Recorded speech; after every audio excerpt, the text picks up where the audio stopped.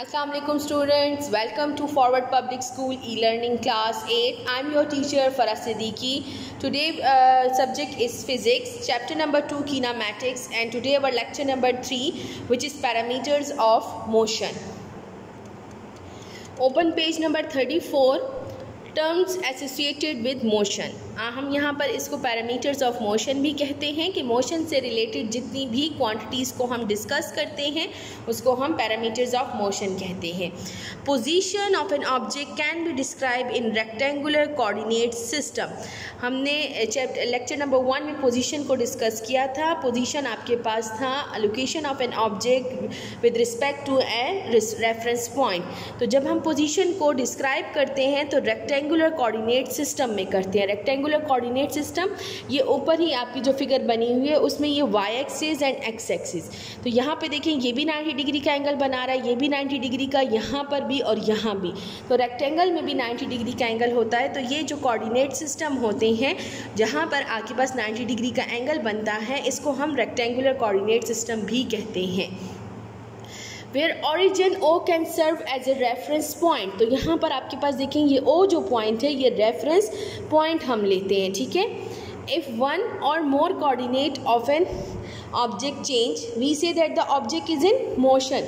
मतलब या तो x एक्सिस चेंज हो रहा है, y एक्सिस चेंज हो रहा है, या both x and y axis change हो रहे हैं, तो हम कहते हैं कि बॉडी जो है वो इज इन मोशन है, वो मोशन स्टेट ऑफ मोशन में है. The choice of a set of axes in a frame of reference depends upon the situation. आप न्यू सिस्टम लेते हैं, एक्स वाई एक्सिस लेते हैं, इट डिपेंड्स ऑन सिचुएशन कि आपको क्या सिचुएशन गिवन है, किस तरह की सिचुएशन गिवन है. For example for describing motion in one dimension we need only one axis. अगर हमने सिर्फ एक्स एक्सिस या ऑन अ स्ट्रेट पाथ की बात करनी है तो हम सिर्फ एक्स एक्सिस लेंगे. To describe motion in 2-3 dimensions we need a set of 2-3 axis. अगर हमने 2 डायमेंशंस में डिस्कस करना है तो हम एक्स एंड वाई एक्सिस लेंगे, और अगर हमने 3 डायमेंशन में एक्सप्रेस करना है तो एक्स वाई एंड जेड भी हम लेंगे. Position of object is usually represented with letters. हम पोजीशन को कैसे रिप्रेजेंट करते हैं? एक्स, आर, एल, एस और डी, इसमें से कोई सा भी रिप्रेजेंटेशन आप पोजीशन के लिए ले सकते हैं. लेकिन अगर आपने पोजीशन के लिए इनमें से कोई रिप्रेजेंटेशन ले ली तो फिर आप बाकी पैरामीटर्स के लिए कोई और अल्फ़ाबेट चूज़ करेंगे. Now comes to number 1 parameter which is distance. The length of path traveled between 2 position is called distance. 2 points के दरमियान जो डिस्टेंस ट्रेवल होता है, 2 पॉइंट्स के दरमियान जो आपके पास लेंथ होती है आपके पास, वो क्या कहलाता है? डिस्टेंस कहलाता है. The length of path traveled between 2 positions या 2 points from A to B, from east to west. तो ये जितना आपके पास 2 पोजीशन के दरमियान आप लेंथ फॉलो करते हैं या कवर करते हैं वो आपके पास डिस्टेंस कहलाता है. Distance has no direction. आपके पास डिस्टेंस की डायरेक्शन नहीं होती. जब डायरेक्शन नहीं होती तो इसका मतलब है कि आपके पास इसमें डायरेक्शन इसलिए भी नहीं होती क्योंकि ये पाथ आपके पास स्ट्रेट नहीं होता.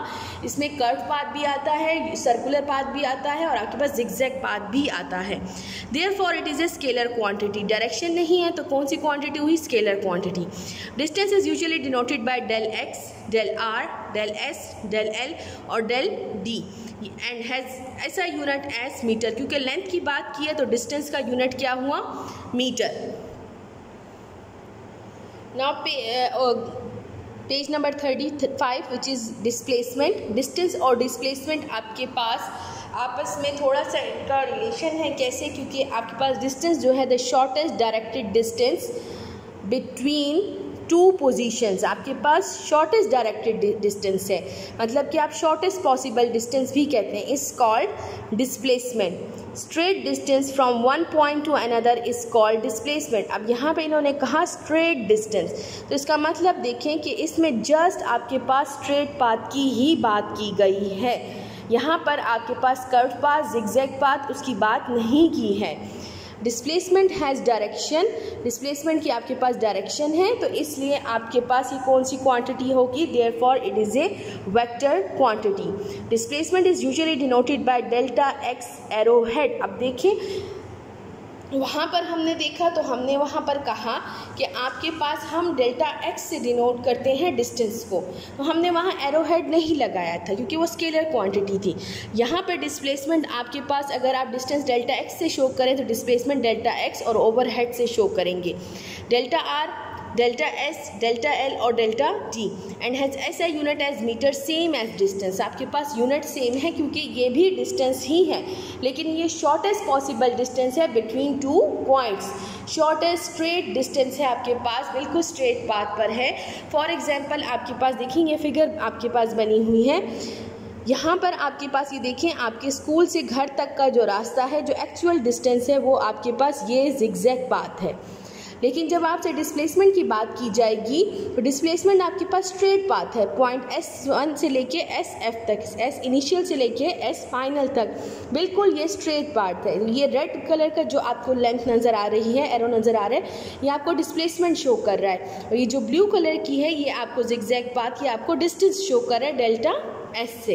School is taken at the origin of geographical coordinate system. Distance to home is shown with blue color line and displacement to home is shown with red color line. For example, if your friend asks you how far is your home from school and you tell him that it is about 4 kilometre from school, तो अब आपकी friend ने जो आपसे पूछा कि आपका घर कितना दूर है, तो आपने उसे कहा 4 किलोमीटर, तो ये this is your distance.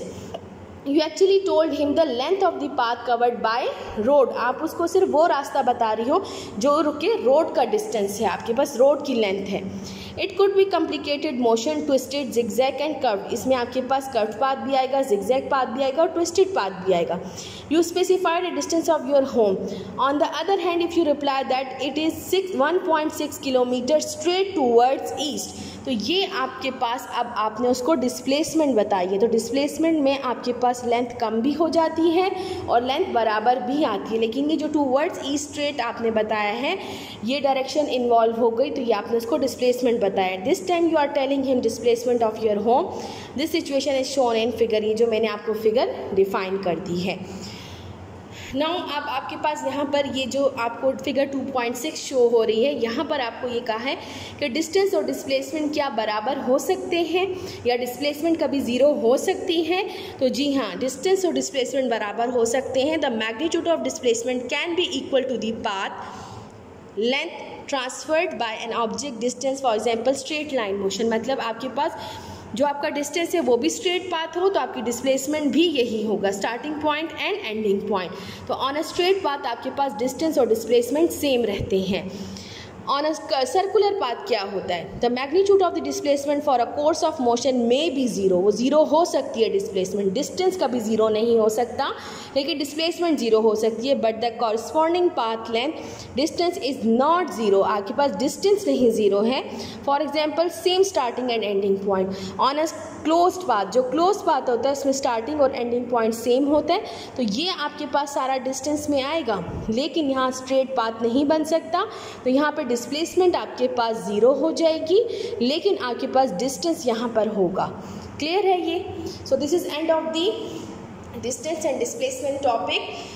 In next video we will discuss the remaining part of this chapter. Thank you. Stay home, stay safe. Allah Hafiz.